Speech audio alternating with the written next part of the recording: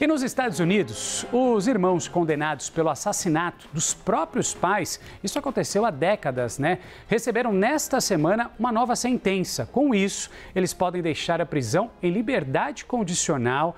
Eu já tenho aqui ao meu lado Diego Pavão, nosso editor de assuntos internacionais, que vai explicar para a gente agora melhor esse caso dos irmãos Menendez, né? E, sobretudo, Diego, relembrar um pouquinho para quem não está muito antenado, né, nessa história. Aliás, uma história que ganhou as telas também, séries, repercutiu bastante, veio à tona. São culpados, não são? Enfim, Diego, bom dia. Com certeza. Bom dia, Renan. Bom dia para quem acompanha o Live CNN em casa. Um caso que ganhou o noticiário, principalmente nos últimos anos, sobretudo por causa de séries, inclusive da Netflix. Vamos relembrar esse caso.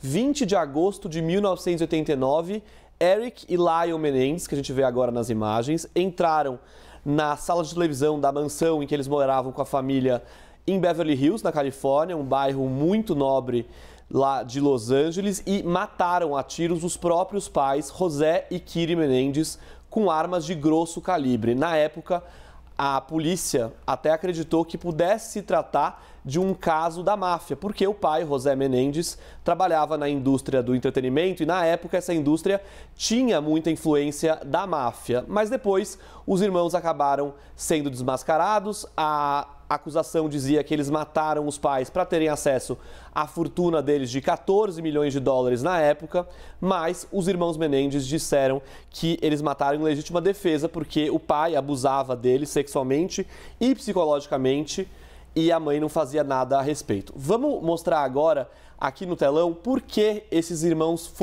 tiveram a pena revisada nessa audiência de ontem lá em Los Angeles. Bom, o primeiro ponto é essa lei aqui, chamada Lei do Desenvolvimento Cerebral. É uma lei da Califórnia, baseada numa evidência científica de que, mais ou menos até os 26 anos de idade, a área do cérebro que cuida de impulsos e avaliação de consequências não está formada efetivamente. Por isso, pessoas que cometeram crimes como assassinatos até essa idade, e é o caso deles, eles tinham 18 e 21 anos na época dos crimes, essas pessoas podem ter direito a uma revisão da pena por causa dessa lei, que é baseada, como eu disse, numa evidência científica sobre a formação do cérebro. O segundo ponto é o comportamento exemplar na cadeia. Não só os irmãos não causaram problemas durante os 35 anos que eles ficaram presos, estão presos, mas eles também lideraram iniciativas de reabilitação dos outros presos, sobretudo para idosos, presos idosos e presos com deficiências. Então, essas iniciativas convenceram muito o juiz sobre o comportamento deles na cadeia e foi decisiva para essa nova sentença. E a mudança na percepção do abuso sexual. O juiz também entendeu que essa alegação de abuso sexual que eles tinham na época do crime, lembrando que isso nunca foi provado, o juiz entendeu que isso mudou muito de décadas para cá. Começou a se falar muito mais de abuso sexual depois disso. E o juiz entendeu que, mesmo que isso possa não ser verdade, esse debate influenciaria o júri de uma outra forma se o julgamento fosse hoje. Então, por isso, esses três fatores foram decisivos para que uma nova sentença fosse proferida. Eles tiveram a sentença revisada para 50 anos de prisão e agora eu vou explicar como esse resultado pode influenciar na soltura deles eventualmente. Bom, são três caminhos que a gente pode ter para a soltura dos irmãos Menendez nos Estados Unidos. O primeiro, o mais concreto, é a avaliação do Comitê da Liberdade Condicional. Por que agora se fala numa liberdade condicional para os irmãos Menendez? Eles já estão presos há 35 anos de prisão, há 35 anos. Quer dizer, esse é um tempo que já passa metade da pena. Por isso, nos Estados Unidos, eles teriam direito à liberdade condicional. Porque, lembrando, a nova sentença deles é de 50 anos de prisão. Ou seja, 35 anos já ultrapassa a metade e aí eles se tornam elegíveis para essa liberdade condicional.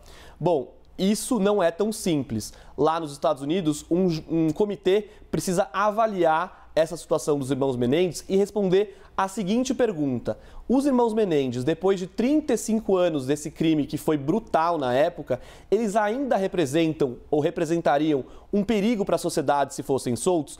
É isso que esse comitê vai responder, é isso que esse comitê vai avaliar. E aí dependendo do resultado, eles podem ser soltos sim. Vai ter uma audiência lá em junho em que isso vai ser decidido e vai ser avaliado também. Mas esse bom comportamento já traduz um pouco do entendimento, pelo menos dentro, né, ali do universo penitenciário, de como eles estão, né, agindo. Obviamente, tudo isso que nem o Diego nos traz vai ser julgado e avaliado. Com certeza. Só que o problema para eles, Ana, é que um relatório preliminar já mostrou que esse risco seria moderado.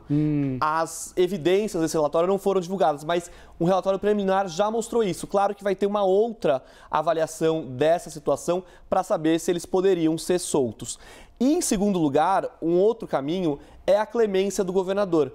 A gente sabe que nos Estados americanos, o governador tem a prerrogativa de perdoar ou alterar a sentença de presos, de criminosos que tenham cometido o crime naquele estado em que ele é governador.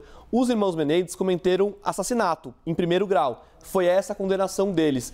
Esse é um crime que é julgado na esfera estadual, ou seja, compete ao governador, no caso é o Gavin Newsom da Califórnia, poder perdoá-los em relação a esses crimes, ou mesmo alterar a sentença. Só que o governador só vai fazer isso com base nessa avaliação de risco sobre a soltura dos irmãos. Então a gente vê que também uma coisa está ligada à outra, ainda que sejam caminhos separados que a defesa tenta, mas uma coisa está ligada à outra. Bom, o terceiro caminho é o mais complicado, mas é algo que a defesa pode tentar também. É um novo julgamento, e isso baseado em novas provas.